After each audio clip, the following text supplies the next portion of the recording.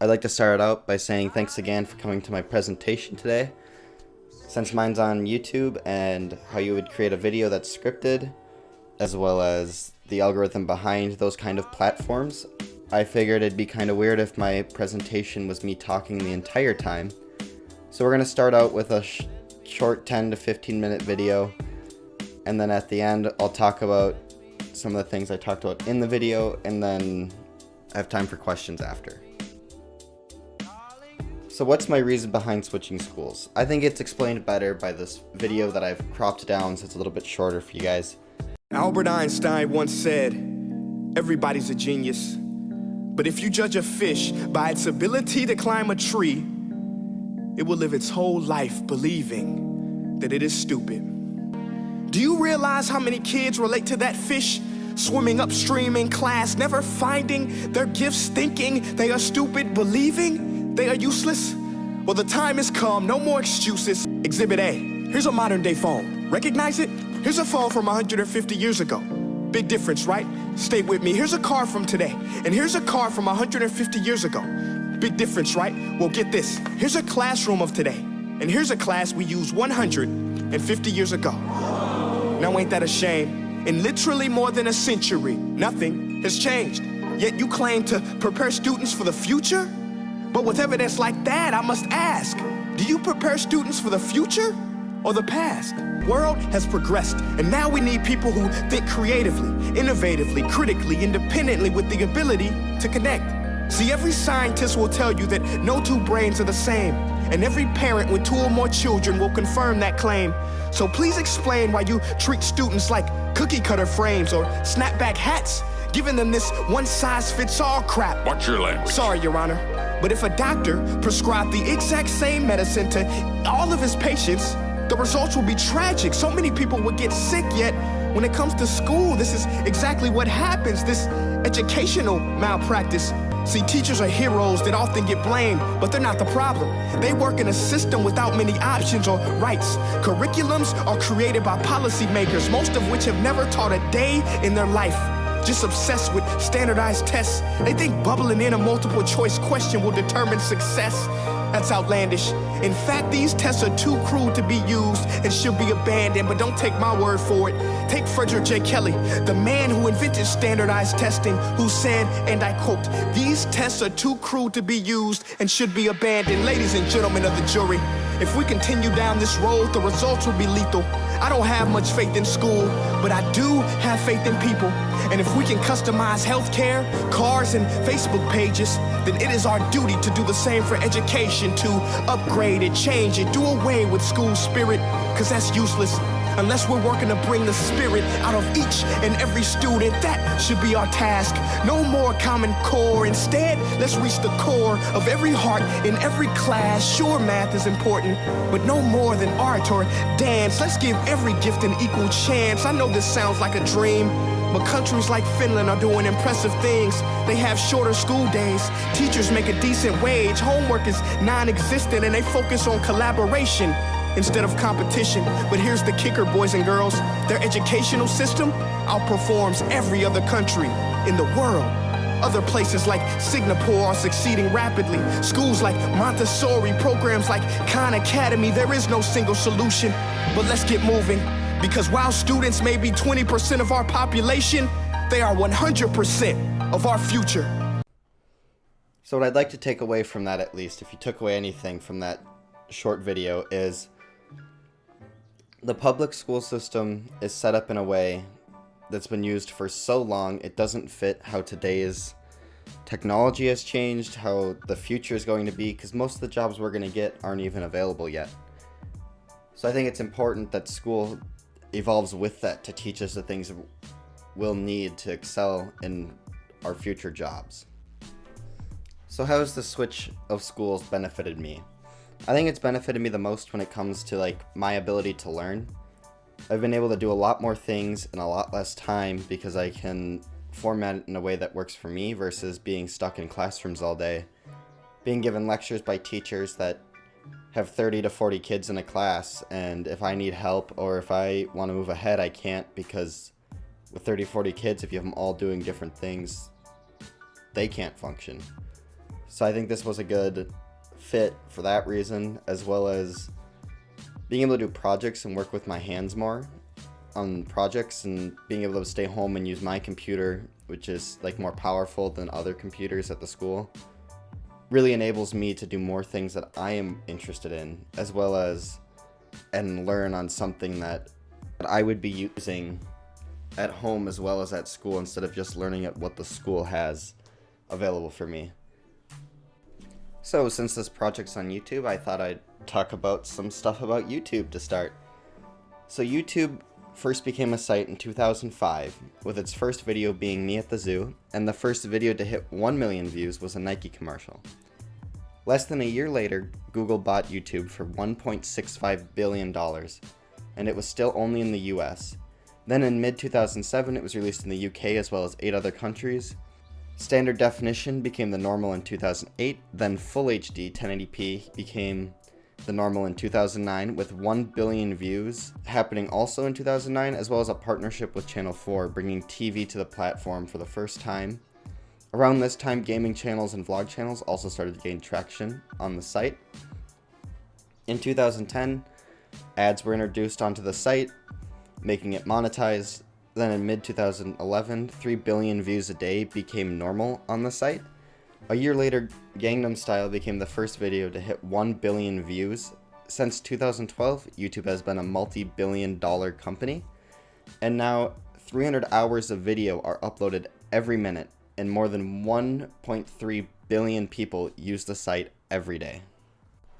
So what do all those facts mean for people that use the site?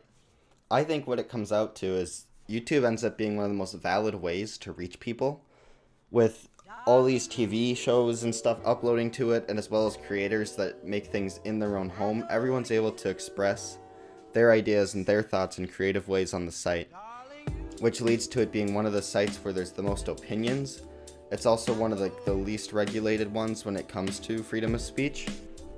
So more ideas can be conveyed across the site, as well as we end up having people from different countries, and just so much variety is on YouTube that it ends up being one of the best sites to see what's going on around the world for that kind of information. And also, since it's free and all it takes is an internet access connection, anyone has access to any information on the site, and I think that makes YouTube one of the most powerful platforms for conveying ideas out there.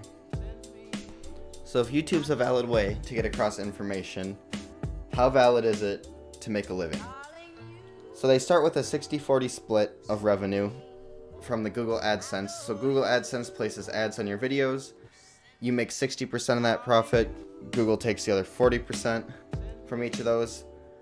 And then there's donations, so people can donate to support their favorite streamer, as well as there's endorsements from other companies, whether it's Amazon or an energy drink company, a gaming, equipment company, whatever it is. They will pay you to talk about their product on your channel in front of your viewers, or they will pay you per time, like 10% for each thing that someone buys of that product that you endorsed. Sometimes more, depends on what you're doing. So why is YouTube so hard to regulate? YouTube's hard to regulate for a few reasons. One of them being they have a triangle of people that they need to keep happy. They have the creator, they have the viewer, and they also have the advertisers. And to keep all of those groups happy is nearly impossible, and they've been trying to do it since they started placing ads on videos.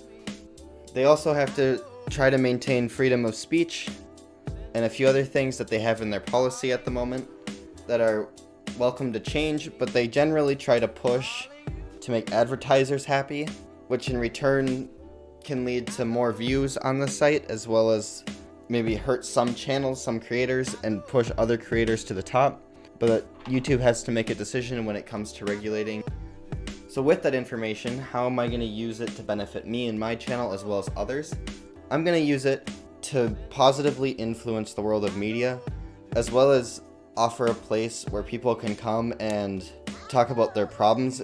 And I want to create a community around my channel where people are able to show up, talk about a problem, and other people are there to help them and support them, and hopefully form a community that's strong, unoffendable, and is able to help each other get through rough times, as well as try to focus on the positive things and not the negative things as much. What is creative thinking really like? And I think that creative thinking can sometimes look like procrastination, but I think if you procrastinate in the correct amount, it can actually be really good for you. 7 years ago, a student came to me and asked me to invest in his company. He said, I'm working with 3 friends, and we're going to try to disrupt an industry by selling stuff online. And I said, okay, you guys spent the whole summer on this, right? No, we all took internships, just in case it doesn't work out. All right, but you're going to go in full-time once you graduate. Not exactly. We've all lined up backup jobs. 6 months go by. It's the day before the company launches, and there is still not a functioning website. You guys realize the entire company is a website. That's literally all it is. So I obviously declined to invest. And they ended up naming the company Warby Parker. They sell glasses online. They were recently recognized as the world's most innovative company and valued at over $1 billion. Why was I so wrong? To find out, I've been studying people that I come to call originals. Originals are nonconformists, people who not only have new ideas, but take action to champion them. They're people who stand out and speak up. Originals drive creativity and change in the world. They're the people you want to bet on, and they look nothing like I expected. Now, you are all intimately familiar with the mind of a procrastinator. Well, I have a confession for you. I'm the opposite. I'm a precrastinator. Yes, that's an actual term. You know that panic you feel a few hours before a big deadline when you haven't done anything yet? I just feel that a few months ahead of time. But this served me well in college because I finished my senior thesis 4 months before the deadline. And I was proud of that. Until a few years ago, I had a student named Jihei who came to me and said, I have my most creative ideas when I'm procrastinating. And I was like, that's cute. Where are the 4 papers you owe me? No, she was one of our most creative students, and as an organizational psychologist, this is the kind of idea that I test. So I challenged her to get some data. She goes into a bunch of companies. She has people to fill out surveys about how often they procrastinate. Then she gets their bosses to rate how creative and innovative they are. And sure enough, the precrastinators like me who rush in and do everything early are rated as less creative than people who procrastinate moderately. So I want to know what happens to the chronic procrastinators. She's like, I don't know, they didn't fill out my survey. No, here are our results. You actually do see that the people who wait till the last minute are so busy goofing off that they don't have any new ideas. And on the flip side, the people who race in are in such a frenzy of anxiety that they don't have original thoughts either. There's a sweet spot where originals seem to live. We designed some experiments. We asked people to generate new business ideas. And then we get independent raters to evaluate how creative and useful they are. And some of them are asked to do the task right away. Others we randomly assign to procrastinate by dangling Minesweeper in front of them for either 5 or 10 minutes. And sure enough, the moderate procrastinators are 16% more creative than the other 2 groups. Now, Minesweeper is awesome, but it's not the driver of the effect. Because if you play the game first, before you learn about the task, there's no creativity boost. It's only when you're told that you're going to be working on this problem, and then you start procrastinating, but the task is still active in the back of your mind, that you start to incubate. Procrastination gives you time to consider divergent ideas, to think in nonlinear ways, to make unexpected leaps. As Aaron Sorkin put it, you call it procrastinating, I call it thinking. And along the way, I discovered that a lot of great originals in history were procrastinators. Take Leonardo da Vinci. He toiled on and off for 16 years on the Mona Lisa. He felt like a failure. He wrote as much in his journal. But some of the diversions he took in optics transformed the way that he modeled light and made him into a much better painter. What about Martin Luther King Jr.? The night before the biggest speech of his life, the March on Washington, he was up past 3 a.m. rewriting it. He's sitting in the audience waiting for his turn to go on stage, and he is still scribbling notes and crossing out lines. When he gets on stage, 11 minutes in, he leaves his prepared remarks to utter 4 words that change the course of history. I have a dream. That was not in the script.